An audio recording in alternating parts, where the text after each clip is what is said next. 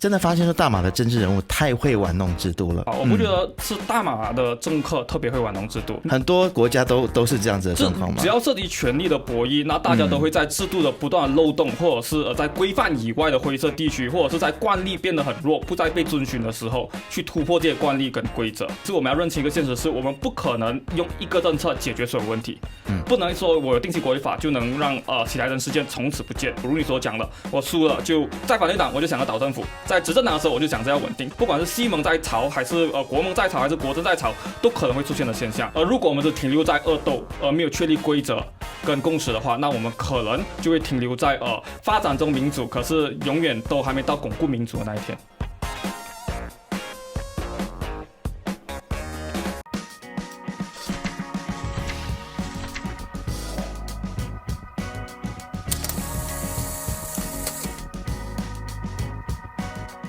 嗨，你好，我是能杰，这个是由 BFN 财经为你制作的财经拷问。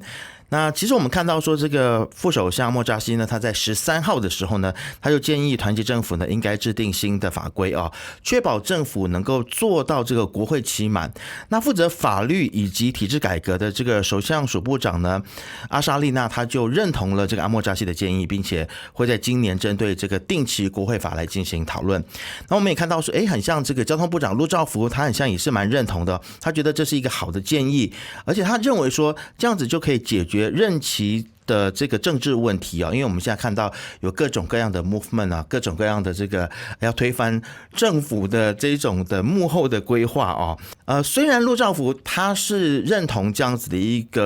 个建议，但是他觉得说这个是要从长计议的。房屋以及地方发展部长尼可敏呢，他也似乎觉得说这个可能对未来的政局的稳定是会比较好的。但是我们看到这个沙盟 GPS 的主席阿邦州呢，对这件事情，也就是对于这个定期国会法呢，他是有所保留的。他就担心呢，这会不会就侵害到这个宪法他所赋予人民去选政府的一个自由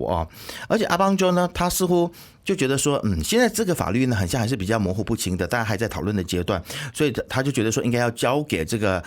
法律专业的人去来研究。那但是我们最近也是看到这个新闻有报道说，安华他已经回应了，他认为说呢，这个定期国会法呢，并非是优先处理的事项，而且团结政府呢，在各个领域之间呢，也都还没有达成共识那究竟安华他所谓的不是优先处理事项，意思是说是会稍后处理呢，还是说都不会处理呢，还是会折中处理呢？那这个定期国会法呢，它又是一个怎么样子的一个法案？它又是可以怎么样子来稳定我们国家的政局？我想我们今天要来讨论这件事情的话呢，我们请到了双威大学联合国永续发展解决方案网络亚洲总部研究员胡昌西来到我们的节目当中，欢迎你，昌西。能杰你好，听众们大家好。可不可以先来给我们科普一下，其实究竟什么是定期国会法？那它是不是真的是能够来稳定政局呢？定期国会法具体上而言，它鉴定的是两件事情，它要么是鉴定议会解散的日期，或者是选举举行的日期。那这些制度通常在总统制国家是不需要辩论的，因为大多数总统制国家它的议会期限是很确定的，或者是总统他不可能解散议会。即便现在好像刚过去的台湾选举刚过了之后，我们就知道下一个4年的1月份，他们就会举行4年后的总统跟立委大选。那这些议会限期的制度在总统制国家是行之有年，像我们马来西亚是内阁制的国家，是首相可以建议国家元首解散议会的权利。那在一般认知当中，解散议会通常首相会有自由裁量权。那有些宪政民主国家会觉得，这个自由裁量权给首相会不会是太大，或者会滥用的情况，所以他们就会立一些法，要么是在宪法里面，要么是特别像英国这样子，其中一个成文法当中限定议会的期限，以及在此之前首相能寻求议会解散的例外。那有些例外是包括政治上的僵局，当大多数议员都同意我们应该就此解散的时候，那会有一个较高的门槛，例如英国是2/3的门槛进行解散。要不然的话就形成政治的僵局，例如说我们对一个首相没有信任，例如说我们对安华首相没有信任，可是我们不能在国会议员当中找出另外一个首相掌握整个议会大多数信任，因此形成僵局的话，那在一段期限里面，他们就会让它自动解散，原因只是为了解决僵局。但除了这些例外情况之外，首相就不能说，我们也想到一个好的良辰吉日，那我们就能解散，这个就不会出现。例如说，在马来西亚的话，那如果我们有定期议会法，2022年的柔佛州选就不可能出现，因为它不面对信任的问题，而且也没有什么僵局，那一个议会就应该持续下去，而不是在3月巫统觉得时机比较好的时候进行解散。了解，所以我这样子听起来呢，这个定期国会法它可能不只是稳定政局，它不只是说让我们确保可能某一个政权就是人民选出来之后，它形成政府之后能够做到届满，它似乎也是在于这个包括了要来进行这个所谓的定期的选举。或者说，因为我们现在的选举的日期是不定的嘛，那我知道黄金发大哥还有你们其实也一直在提这件事情，就是说希望我们的这个选举的日期可以定下来，所以这个定期国会法是不是也是有包括在这个把这个选举日期给确定下来或敲定下来这件事情呢？选举日期敲定下来是肯定的，因为如果是先敲定选举日期的话，那我们就会往前追溯几时应该解散。那如果确定解散，那我们就会有个固定的选举日程，看几时在1个月内或者是25天里面进行选举日期。但也如你所讲的，这个政策其实不是稳定任何执政联盟或者是政党或者是首相的任期。OK， 就我们看到有一些国家，例如我们跳脱英国的视角，我们看到欧洲大陆。德国是有在1949年以来定期议会定期举行选举，然后像我刚才所说的，只有在例外情况下才能解散议会的国家。49年到现在接近70年的历史当中，其实也发生过2次在其中换首相、换执政联盟，或者是整个执政联盟的组成都更换的现象。例如说，在1982年，他们换的执政联盟就是从一个比较左派主导政党变成右派主导的政党。那换言之，在任何定期议会的国家当中，它不保证首相或者是执政联盟的存续，它只保证议会应该怎么样进行。那议会如果有必要的时候，例如说在政策分歧，如果出现一些像例如脱欧，例如说我们对于多元政策应该是更多元还是更保守，经济政策应该走向更左或更右，执政联盟不能达成共识，需要另组政党的时候，那定期议会是允许这样的空间进行政党重组，然后重新组成一个新的政府。当然如果政府不能组成形成僵局的时候，那还是可以允许解散的。是，那其实昌兴你这样子说我就很明白，然后也就解答了我心中的一个疑问，就是我相信很多人都会担心说，如果这样子的法案上路的话呢，它会不会就是比如说，如果我们选出了一个很独裁的或者是做得很糟的政府的话，那我们就真的完全没有办法把它拉下来，就是必须要让它做到届满才能够再重新的投票。那因为很多民主国家他们是有一些机制嘛，是可以把做得不好的或者是特别贪污的这些政府给拉下来的像比如说是台湾，他们就有罢免法嘛，等等。所以是不是意思是说，这个所谓的定期国会法，它比较就像你刚才所说的，它比较是在国会的运作上面去做一些规定，或者是的一些游戏规则的制定。除了国会以外，它其实要管的另外的东西是信任程序。OK。因为我们会谈到有些情况之下，我们是允许例外的。当然，如果例外开得太宽，例如说加拿大这基本上告诉你说，我们有一个定的选举日期，可是首相依然有权利实行任何的例外制度，向他们的元首或者是他们的 governor 进行解散的请求，那基本上就是可有可无的做法。是，但太紧的做法，基本上就是说，如果没有任何例外的话，政治形成僵局。尤其是我们不像总统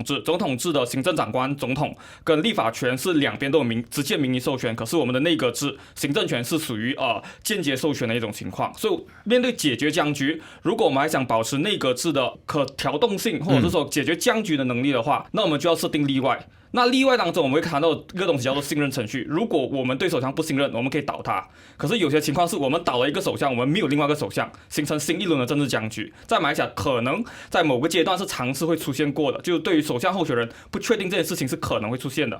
那我们就要进行信任投票，或者是再委任首相的投票。那这个时候，我们就要去很明确界定到底怎么样才构成不信任跟信任。所以我们才会在这个法案当中需要去界定的是，我们承认哪一种倒戈或者是不信任动议可以被实施。那在透过这样的立法当中，我们就可以排除说规定，我们必须在议会执行，而不是议会外。我们可以界定说，除了议会的不信任议案之外，可能预算案。可能甚至是元首施政预时的失败，都有可能导致议案发生。在明确规定之后，我们就可以把所谓的法定声明 SD 来鉴定首相信任这件事情去除。那后面可能我们以后就不会再有所谓的迪拜行动、伦敦行动、雅加行动，甚至可能像瑟美兰的芙蓉行动等等，我们就不会受这种阴谋或者是这种的谣言所牵制。所以它在稳定现有证据的情况的来源是至于我们对信任程序的规定。了解。当然，对信任程序的规定，我们可能就会限制反对党倒政府的一些空间。可是对于政府来讲，他们其实没有任何制衡的。所以为什么在回复谈这个法案之中，我们必须要说，我们也要去限定首相的权利，让议会解散的权利不由你首相一个人说了算，你需要跟议会的其他同僚一起讨论。那唯有两边都限制，才能让大家回到去一个比较公平、比较能进行政策性原则或对于利民的一种游戏竞争方式。那其实我很好奇的一点就是说，如果我们目前的所谓的不信任动议这样子的一个制度，它的门槛是不是太高啊？不信任动议的门槛其实不是很高，它像普通的动议和法案一样，你需要简单多数去支持或反对这个议案。那如果它的门槛不高的话，为什么大家都是要用凑人头的方式来倒政府呢？它的问题是在于不是门槛，是在于议事的程序规定。OK， 就是你对于议案当中，这次的国会会期我要讨论什么，我不能讨论什么。那在我们现有的议会常规当中，要推行不信任动议是很难的事情。它只有两种情况会出现，第一种情况就是议长放行。议长放行的情况其实出现在最靠近的是2020年末霹雳州倒阿马法绕这个大臣的事件，就是巫统议长放行倒了一个土团党的大臣，然后再重新组建政府，成为萨拉尼成为霹雳州的大臣，然后行动来成信任协议的那一个阶段。那时候是议长放行，在议会常规的诠释上面把这个议案放进去，然后透过行动党跟巫统配合把这个大臣拉下台。但是议长出现这个问题，情况比较罕见。通常我们会知道，可能现有政府对马来西亚的议会设计来讲是能控制议长，或者是议长是比较少独立性的。那接下来问题就变成议会常规当中有一条，我们叫做任何政府的议案或者事务优先，我们在英文叫做the government business will prevail， 就是说。不管你的私人法案有多重要、有多高尚、有多合理、有多民众所需要的这个议案，只要政府议案还没解决完成，国会就不会讨论私人议员，就是我们所谓的后座议员或者反对党议员的任何议案。我举例而言，前年我们在谈反跳槽法的时候，其实有阿萨利娜就现在的法律部长是有提成自己的私人议案，是关于罢免程序的。当然，其中一次是被接纳进入国会的程序，可是它大概排在最后的一两项。所以说，在国会休会的时候，或者10月、11月，我们决定到时间了，我们全部国会议员可能要回选区去服务的时候，不再进行国会召开的这些期间的时候，这个议案就会自动没有继续下去。然后政府议案其实也没有处理完成，可是政府可以在下一届的会期再继续处理。可是政府永远都可以放不同的议案跟不同法案进来，那你就会被一直推到后面。那唯一的可能情况，好像如果我们回忆起2008年之前一刑法其实就是政府放行，允许他一读，然后二读没有辩论的情况下再进行休会。所以说，其实它会取决于政府到底想要挑哪一个法案。但如果政府知道自己没有信任的时候，那为什么政府会把不信任动议挑到去第一事项？这就是它最大的困难，就是如果你不进行议会常规的修正，不进行议会改革，那永远就是政府法案优先，永远就会把不信任动议挡在去最后一项的事务。所以不是门槛的问题了，真的就是议会常规的这样子的一个制度设计的一个问题啊。对，那其实很多人都认为说我们的政局啊算稳定了，但是之前也不稳定，就是因为会有政治人物啊，很多青蛙政治人物跳来跳去这样子。但是我们现在不是已经有这个反跳槽法了吗？我们是不是真的一定还要再多一个定期国会法呢？我们先谈一下反跳槽法的一些困境。那如果我们比较公允的去诠释反跳槽法的效用，它其实在本届政府的组成最开始的时段，它是有一定的效果。它效果体现在于，第一，它建立了一套伦理秩序。它认为只要你主动跳槽，你就是在法律上应该被谴责的。那第二就是它会设立一个惯例，就是说我们在组成政府的时候，我们不再只是点议员的人头，而是我们需要党进党出，整个党进行议员的计算，判断到底这个政党整体议员在这个阶段倾向于谁做执政党。这个的好处是告诉你说，我不能只买同一个国会议员、2个国会议员，像之前土团党在2020年整段期间在进行不同议员拉拢的情况。但它有一个坏处，就是在于它没有办法阻止人在曹营心在汉的议员。那我们近期也看到，其实安华政府也破坏了一些这样的他们自己制定下来的惯例，就是说能接受一些议员不退出政党，但是对首相进行信任上的支持。那这个东西其实是要去修正，它是修正跳槽的部分，当然它不可能修得太严。如果太严到好像整个执政联盟在5年内都不能跳的话，那如果前面说定期国会所讲了，它就变成了一个定期政府，5年里面你不可能在任何形式进行倒政府的行为。但是后面的其实整体讨论，我们要不要禁止一个议员一跳党就导致他议席悬空？他辩论是回到去反跳槽法最初的辩论，就是我们要罢免法还是要反跳槽法部分。但是回归到现有的证据是2020年后整个宪政一系列问题的休止符。它中间其实有一系列问题是关于说首相的信任应该怎样去鉴定，议员的责任、议员的党籍是不是应该有硬性的规定，甚至是在确定信任这件问题、召开国会这件事情当中，不同的政党、党魁、国会甚至是皇宫的角色是什么？所以才导致一系列的宪政危机从2020年到2022年制止。那反跳槽法只针对的是个别议员更换成员党党籍这件事情，可是它没有办法解决全部问题。同样的，定期国会它能解决的是首相几时能解散的权利，以及如何鉴定首相信任这2项问题。他没有办法解决其他，包括国会会不会更好的监督，会不会有更好的信任动议，会不会有更有效的政策讨论等等，这些其实还有很长的路需要去修正。那我们要讨论的东西是，这个政策如果只修正一部分的问题，我们需要去实施还是不应该去实施？那我们知道有些政策它不可能治百病，它不可能解决所有问题。可是因为它不能解决所有问题，我们就不应该实行吗？这可能是有些人对于定期国会法的批判，包括援引英国的例子。那如果是因为它不能解决所有事情，或者是有一些狂人，它可以导致一些政策的失效，我们就应该因噎废食，导致不要去用它的话，那我觉得是另外一个反效果。所以在这系列整个政策讨论当中，其实我们要认清一个现实，是我们不可能用一个政策解决所有问题。不能说我有定期国会法就能让喜来登事件从此不见，可是它可以在某些程度降低一些政治不稳定性。例如你所讲了 SD 的谣言乱飞的时候，如果没有程序，那我们其实就可以打消很多不必要的疑虑，就说当有听到 SD 我们就讲其实不关事的，我们只要回去议会就能确定谁是有多数了，这点它是能解决的。是，那这样子听起来的话呢，这个定期国会法它真的是好处还是蛮多的啦。但是我们也看到这个首相安华他就有提到说，这个定期国会法不是他想要优先去处理的这个事项但偏偏这个又是他们在选举的时候，在他们的竞选宣言里面他们有承诺过的事情。你觉得为什么安华他会觉得说这不是优先想要处理的呢？是不是因为在这个定期国会法里面，它某个程度上面它约束了首相的一些权利，还是它有什么样子其他的考量吗？这一层理由是可能会存在的，因为很多改革其实会让马来西亚之前比较独裁甚至首相集权的事项，慢慢变成可能分权，分到去国会，分到去其他部长，甚至分到民众手上的权利。那任何权力下放，对于当权者或既得利益者而言是一件难事。但是从另外角度来看的话，定期国会法在我们这个讨论当中，或者是我们知道这一个星期的一系列讨论当中，其实有些概念是模糊的。例如好像你所讲的，到底我们的扎西副首相提出的是定期国会还是定期的政府，或者是对于定期国会能不能在中间倒政府这些情形，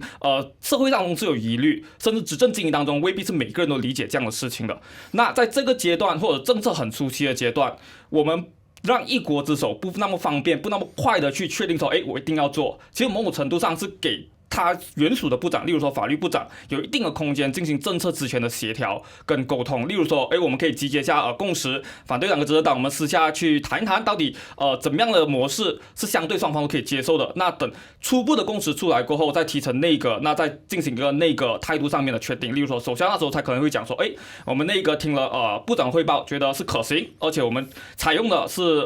英国制度或者是德国制度等等，或者是融合一个的制度，我们再推出来让公众或者国会去表决跟检视，或许会是一个比较好的行动。当然，可能也有政治利益上的计算，就是说，到底我是不是要把改革拖后，可能要把其他优先事项，例如他所谓的经济或者是其他文化议题提前，这个也有可能会出现。可是过多揣测情况之下，我觉得现阶段而言，首相他没有明确反对，但他的表态是模糊的情况之下，不是太担心的事情。反而我们该更关注的是相关的部长，他对这个议案的期限，例如法律部长，他几时应该提呈国会，他几时才会做初步的法案提呈或初步的概念解释等等。这个是我们可能要接下去要追的部分，但现阶段而言，可能社会没有很清楚的共识情况之下，那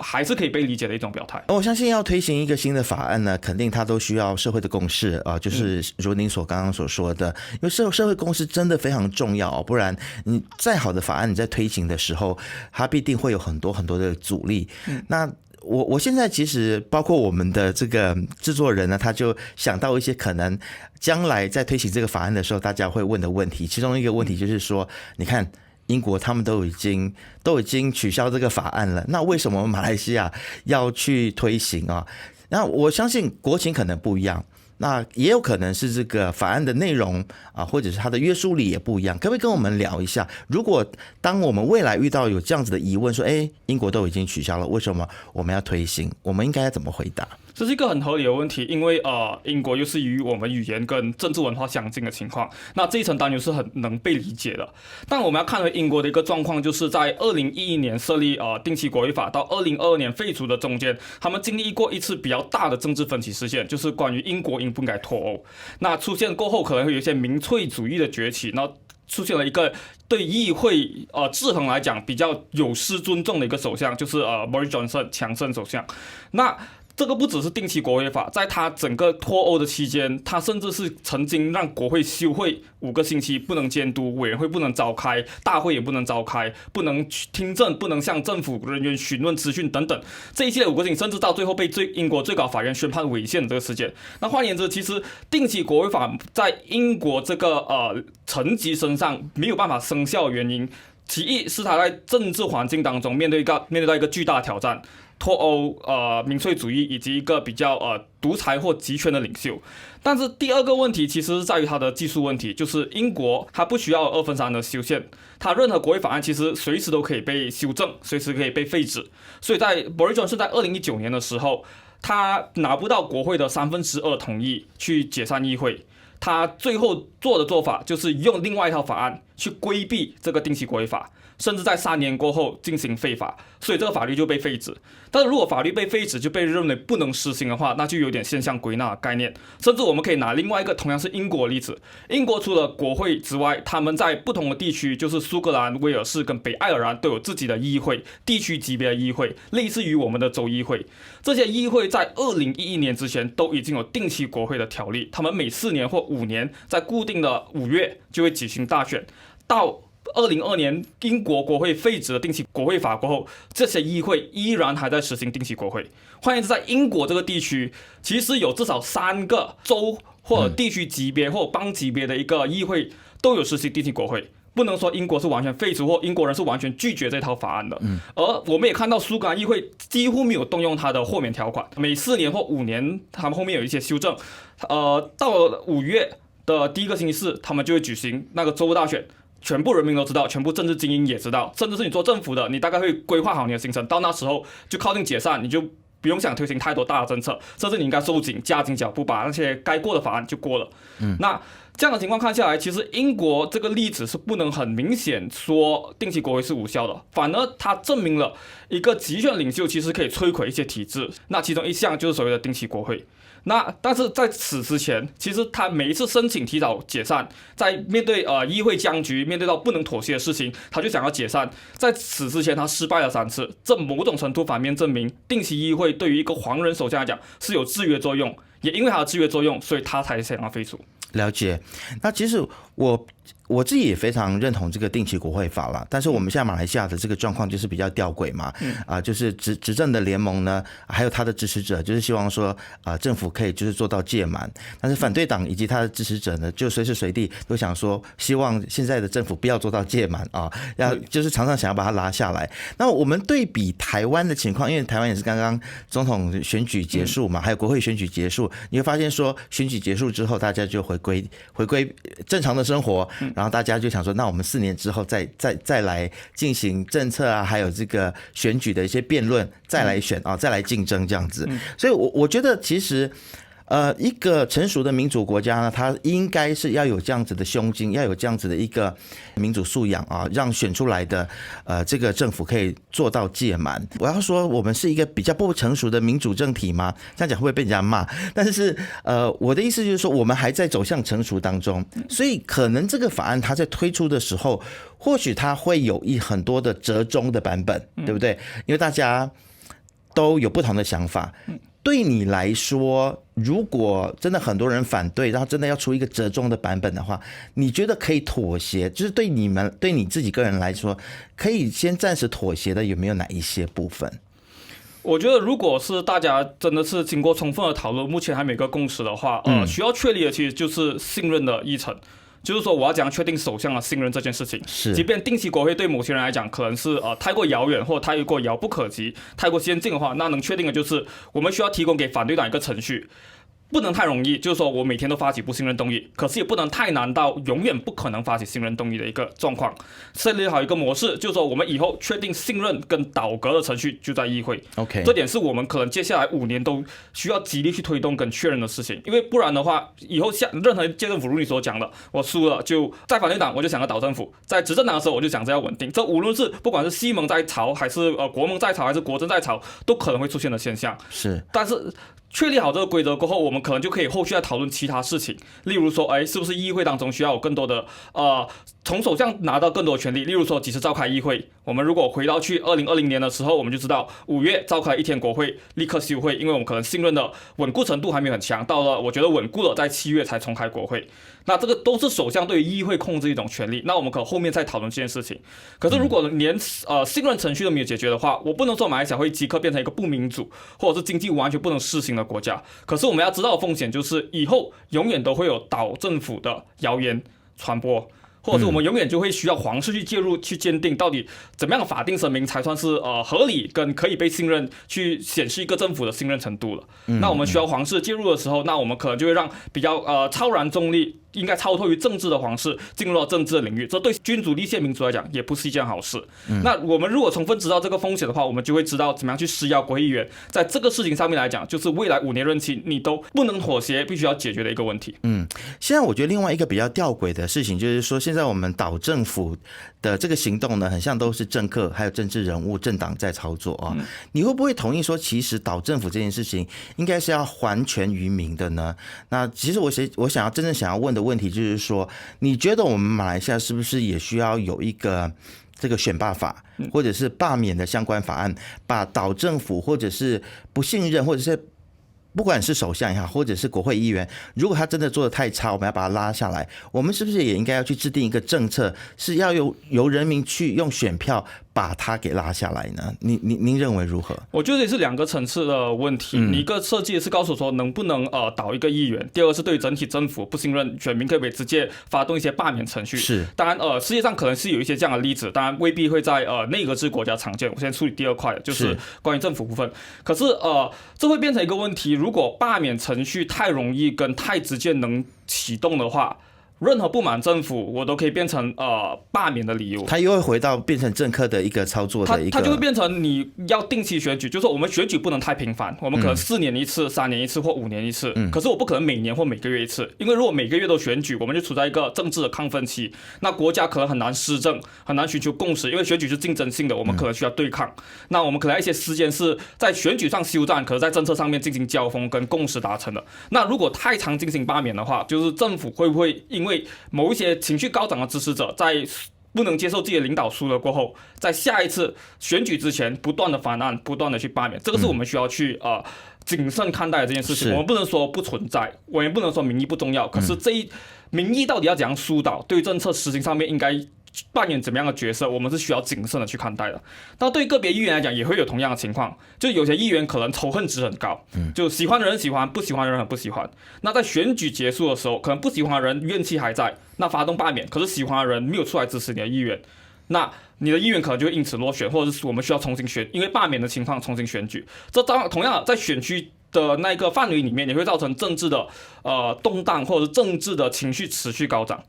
那是不是所有理由都值得罢免？还是我们需要给议员一些空间？就是我们可以不认同你的政策，你可以做4年，那4年过后我们再来交锋。但是在4年里面，是不是有些情况应该允许我们罢免你了？例如说你换党籍，例如说在英国来讲，就是你经常不去议会。就算议长同意都好，你因为缺席天数太多，我们就可以自动启动罢免，或者是例如说你被议会的同僚训斥，你在纪律委员会里面被裁定说你有不检行为，或者是涉及丑闻等等，是不是能在特定判定过后，我们用一定法定理由去投票呢？就是英国现在所实行的有条件的罢免制，我觉得这也是可以参考的。而竞选门其实在2021年的时候就对类似的事件做出报告，甚至是其实现在的首相属法律部长阿扎丽娜的私人法案，其实我们都有阶段性的参与，告诉说，罢免其实在马来西亚可以怎样施行，是有法案可依，也是有一些研究可以去看待的。所以对于罢免而言，我觉得是有条件我们必须支持民意更多的展现，甚至让政治人物更对民意更敏感。可是，是不是到每件事情都可以被罢免，或者是到哪一个层级的政府和议员，我们应该允许罢免呢？我觉得我们在制度上设计是可以谨慎看待的。是，我也相信说没有任何的制度它是最完美的制度啦。我相信制度呢，它应该是要符合国情，还有符合我们现在的这个宪政体制，还有我们的这个实际情况的一个制度啊。我也相信说，其实法律呢，它是对于道德最低的要求啊。我们常常在讨论法律的时候，大家都会有这样子的看法啊。要让国家正常的运作，其实关键还是在人上面，这个人所指的就是包括政治人物，还有我们一般的国民啊。那我们是否是有足够的这个政治意识，以及我们是否有足够的在道德上面的自我要求啊？真的发现说大马的政治人物太会玩弄制度了，然后。我不晓得你会不会认同这个看法？我自己是觉得，是大马的政客们真的很会玩弄制度，而且很会钻制度的漏洞啊。那如果你也认同这样的看法的话，你觉得制定再多的制度，其实有用吗？其实我会有稍微不同的看法，我不觉得是大马的政客特别会玩弄制度。如果你觉得很多国家都是这样子的状况吗？只要涉及权力的博弈，那大家都会在制度的不断的漏洞，或者是在规范以外的灰色地区，或者是在惯例变得很弱，不再被遵循的时候，去突破这些惯例跟规则，或者是突破我们对于公平的想象。这个在台湾或者是在英国都可能有出现的，只是可能他们在议会民主的这场博弈游戏当中，英国可能从16多年到现在500-600年，或者是400-500年。到现在，它有不断的历史去不断的博弈完成过后形成新的规则，那他们才会慢慢的去修正，在制度上进行修正。同样的例子在台湾，同样的例子也在印度。例如说，我们看到青蛙跳槽好像很厌烦，其实印度的一些州属的跳槽情况是比马来西亚严重很多了。那他们也在做不同的制度修正。那我会觉得人只要涉及权力当中，都会有可能想要突破禁区的一种欲望，因为我们掌权。可是他限制他的欲望其实就是规则跟惯例。甚至是你所谓的制度，那规则跟惯例去规范这政治人物怎么样去进行博弈，怎么样在更公平的规则当中支持左派的想法或者支持右派的想法，支持保守想法或者支持更开明的想法，这一系列的规则确定才是更重要的。而这些规则确定，其实到最后是我们面对危机过后怎么样确立共识。怎么样确立更公平的游戏平台？政党轮替其实能帮到这一点。例如你刚才所讲的，我在做反对党的时候，我就想讲政府；可是我支持者换位置想要做执政党的时候，那我们可能就不支持那么反政府。那经过几次的纠结，几次的立场转换过后，我们是不是能站在第三者去看待？如果我不是政府。那我觉得游戏规则怎样定才公平？那这就是需要社会的共识往这个方向去想，而不是说，我永远就要斗倒你，你永远就要斗倒我。那议会本来就是应该让这个讨论成真的地方，但现在议会可能有很多缺陷，例如未必有很强的委员会制度，或者大会开会的日期其实很少，专注的焦点不多，或者讨论是比较分散的等等。但如果修正好来的话，其实我们就可以确立在不同危机当中面对到不同的不公平现象或不同的一些对于民主想象有比较奇特想法的独裁者的时候，那当他下台了，我们要回应这件事情的时候，我们要订立怎么样的规则？所以我觉得不是马来西亚特例的问题，而是马来西亚在打破一党独大过后，到现在其实经历了大概5年完整，甚至到进入第6年、第7年的阶段，其实是一个很短的历史。我们在打破了一个政治秩序过后，我们还没完全建立新的政治秩序，这一个段期间必定会动荡了，因为我们需要不断地去确立共识跟回应危机。可是如果能确立跟回应，我们就可以转型到比较成熟的民主。而如果我们只停留在恶斗，而没有确立规则跟共识的话，那我们可能就会停留在发展中民主，可是永远都还没到巩固民主的那一天。昌熙，你这样讲，我就觉得没有这么灰心了啊。而且就是我也能够认同您所说的啦，就是其实制定游戏规则、制定制度，它是真的非常非常的重要。但是就如您所说的，确实我们在步入一个新的政治的生态的过程当中，必定会有动荡。那这个动荡，我们当然是希望它是短暂的，是暂时的。那我们把游戏规则、把制度制定好，希望以后就会越来越好。最后还有没有什么想要跟我们补充的吗？我觉得是在谈到很多体制改革政策的时候，我们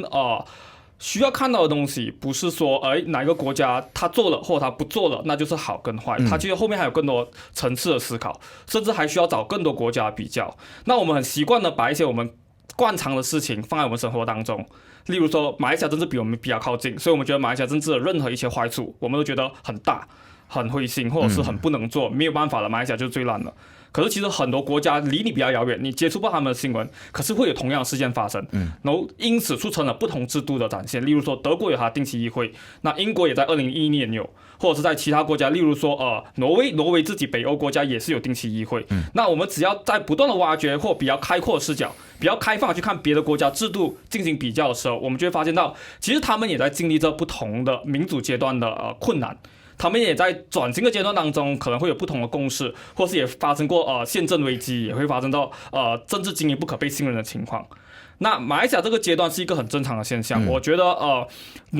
还有一些公民社会能提出不同的改革的时候，可能大家需要去开放的接受，甚至是参与去讨论，把疑虑提出来，而不是直接的否定。那如果我们能让更多的改革意见变成舆论主流的时候，任何国会议员即便是违反自己的利益都好，他不可能跟选票过意不去，那他就必须接受这样的体制改革。那定期国会法比较在初的阶段，我们可能需要认识更多，去接触更多。那我们了解到的好处过后，我们就会向国会议员施压的话，那接下来我们可能就会看到这个改革落实的那一天。非常谢谢昌熙今天来跟我们聊了这么多，让我们更进一步的去可以了解到这个定期国会法啊。那虽然它短时间之内呢，或许还没有办法付诸实行，但是我相信大家去多了解一点，在未来有更密集的讨论的时候，大家才能够集思广益，把更多的想法给提出来，也让这个定期国会法未来如果有机会真正实行的话呢，它会是一个最符合马来西亚现在的情况的一个法案。再次谢谢昌熙来到我们的节目当中，谢谢你，谢谢能姐的邀请。正在 YouTube 收看的朋友，欢迎订阅、按赞、开启小铃铛，就可以看到我们所有财经最新的影片。我们下次见，拜拜。